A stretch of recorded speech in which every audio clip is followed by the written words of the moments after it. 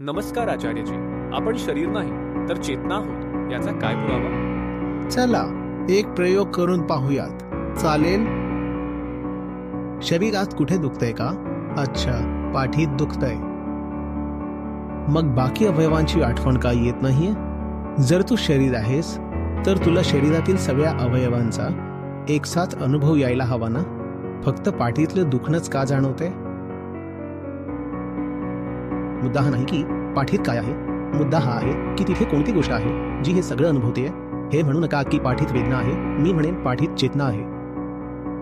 तुझी चेतना जाऊन पाठीत चिकटलीये म्हणून तुला तुझी पाठ जाणवतीये, अनुभवता येतेय. मग शरीर आधी येतं की चेतना?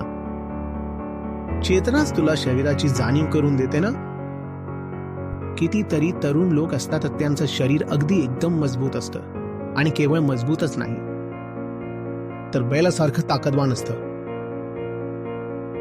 तरीही ते कधी कधी आत्महत्या करतात.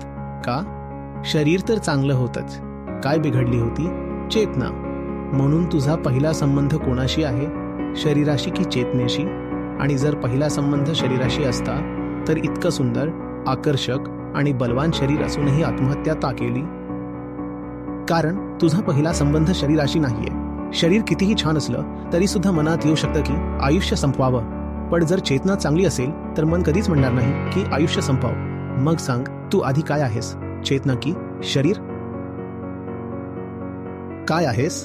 हेच प्रश्न रोज स्वतःला विचारायचे असतात.